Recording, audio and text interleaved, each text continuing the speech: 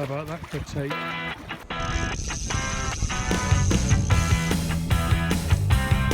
These fish are so cool.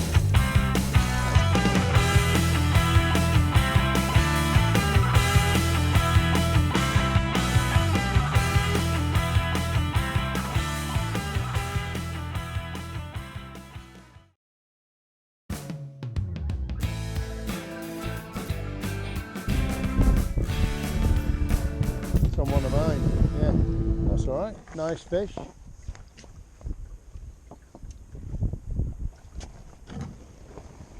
These hours.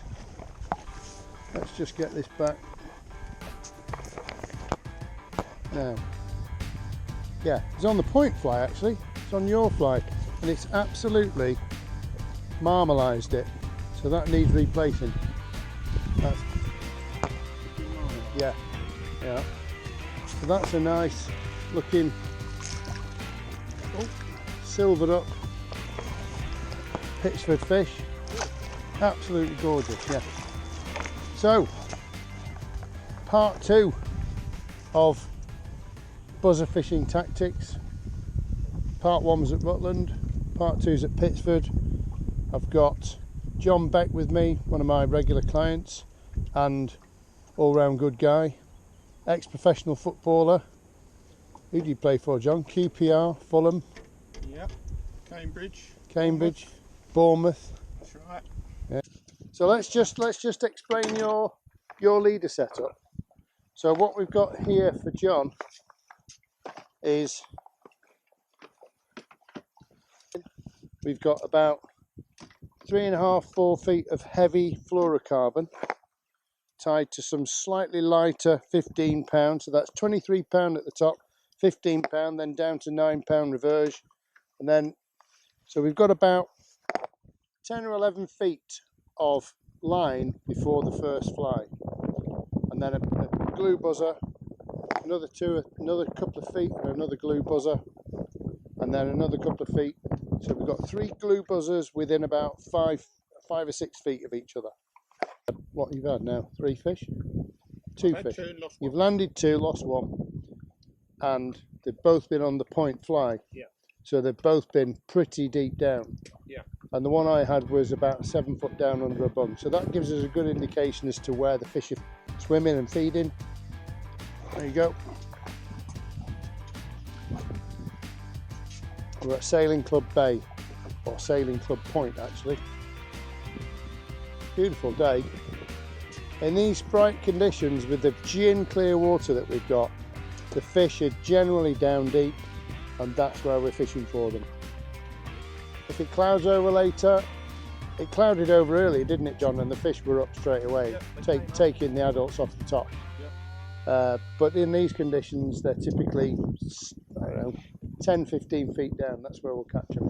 As soon as the cloud comes over, and we think we're going to get good cloud conditions, we're going to try the dries. So that's the plan. Well, he's made a bit of a mess of the old leader. Yeah, beautiful. Now that's a very interesting looking brownie. Almost looks like a tiger.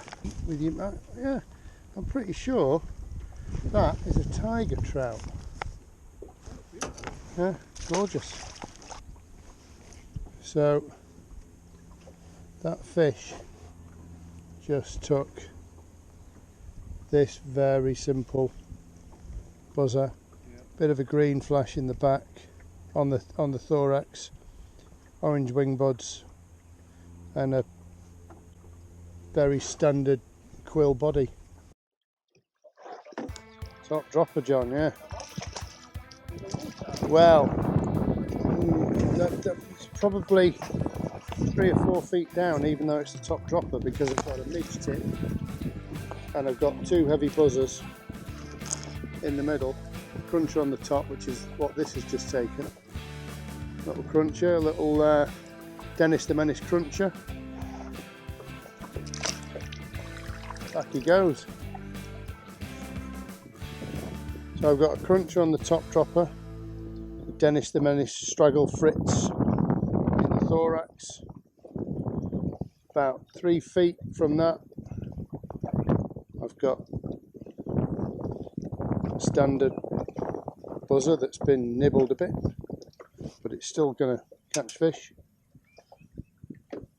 Then another quill-bodied buzzer with the red in the thorax, a bit of green glint on the top,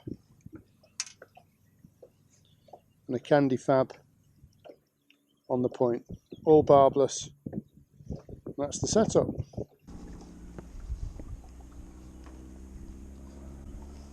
Oh, there's one. That was a nice, lovely slow take. It looks like it might be on the fab. Oh. Hang on, how many flies have we got here? No, it's on the buzzer next to the fab.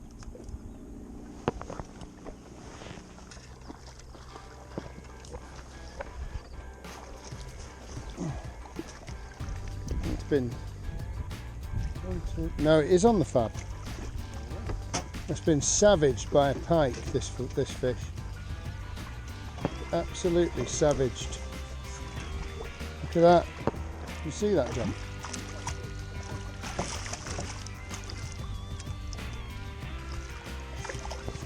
Fab's just under its chin there.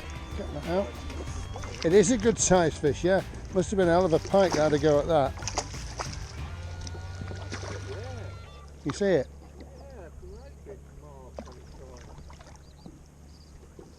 It's amazing what they'll survive.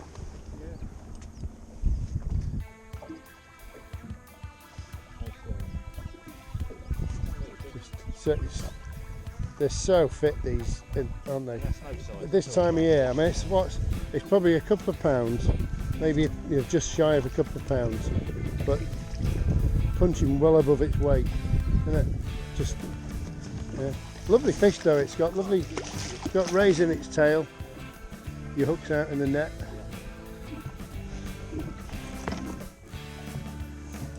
Yeah, that's a belter. I mean, when I say a belter, from a size point of view, it's not massive, but look at that. Gorgeous, yeah. Rays in the tail. Very nice. Well done, Chris. So I'm out with one of my regular clients, Chris Wiggins.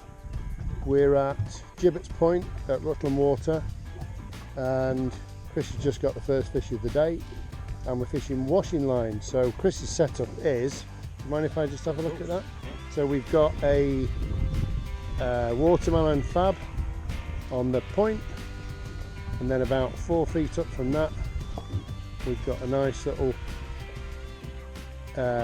cruncher, dowelback cruncher style. Actually, that's one of my favourite patterns. You've stolen one of my favourite patterns there, Chris. And then about 4 feet up from that, which is the fly that Chris, the fly that just caught the fish. Is that one of mine? No, it's exactly like one of mine. So UV thorax cruncher with a hot head. That's exactly what I've tied on the top dropper. Yeah. It's one of my favourite flies. Yeah, me too. So that's the setup. Great traditional washing line style. Fairly long leader Chris has got there. It's a bit longer than mine, but that's okay. Well done, Chris. Thank you.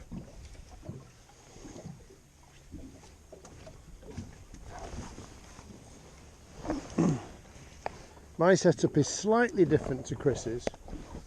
I could be fishing this on a midge tip line, but I'm on a floater. For the main reason I'm on a floater is because the sun's going to be in and out today, and I want to be able to change from washing line to the bung and then straight lining, and I can do all of that on a floater.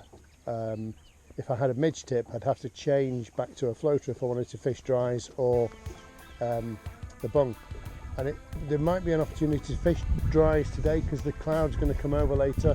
It's warm and the fish will probably come up. So my setup is, I've got a same fab on the point as Chris has got, and then only about 2.5 feet up from that I've got a cruncher, exactly the same one that Chris has got on his top dropper.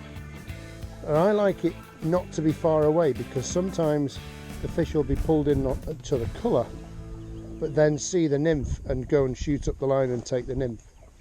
Then about 3-4 feet from that, I've got a flashback dowback, and then about another 3 or 4 feet from that, on the top dropper, I've got a red holographic dowback. And then about 4 feet from that top dropper to about 4 feet from that top dropper to the fly line. So my leader is a little bit shorter than Chris's, and with 4 flies on. So both those setups will work admirably. So, and we'll see through the day.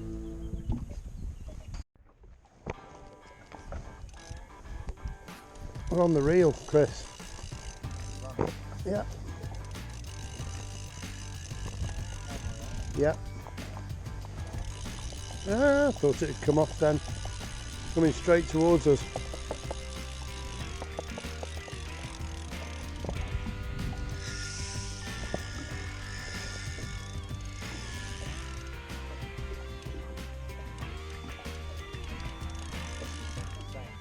Yeah, could be a brown.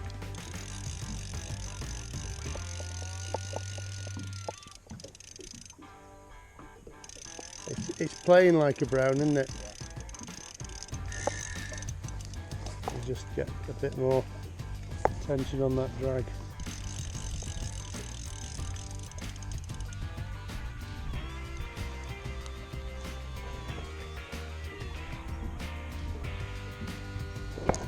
It's not that big.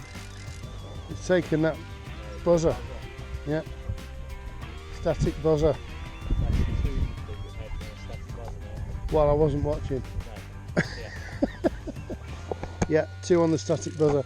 Have you noticed also that there's some hawthorn flies on the top? Yeah. There's one just by my net here. I think that's what I saw fly past earlier. So a big black hopper or something. Yeah. Of those. It's punching well above its weight though.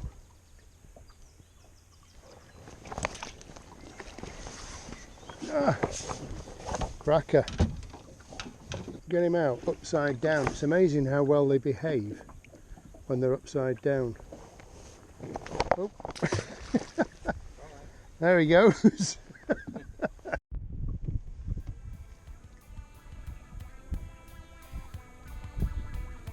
So we just spooned a fish and here's the results. Look at that. I tell you what, the buzzers that we're using as imitations are not far off exactly how these look.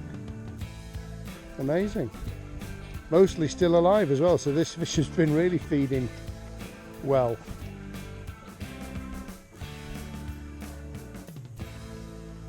Look how they wriggle. We can't make our imitations wriggle though, can we? If only we could make them wriggle as well.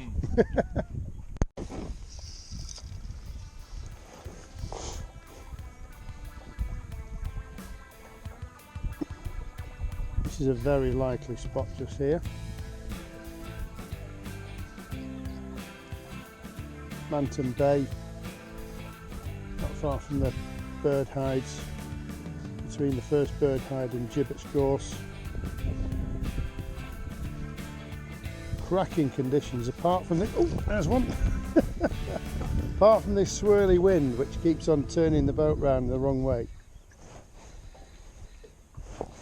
But there's plenty of fish here and some lovely quality ones too. I think this might be on the fab, Chris.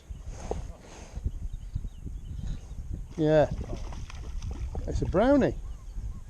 Yeah, it's a nice little brownie. Look at that, beautiful. That's what we're after, but we're after his dad really. Or his granddad, yeah. He's woken up in the net. Gorgeous. I love the brownies in here, they're so pretty. Look at that. Now if you'll just stop wriggling for a second, I'll show the camera and then you can go. Oh. Right. There he is. Glorious little fish.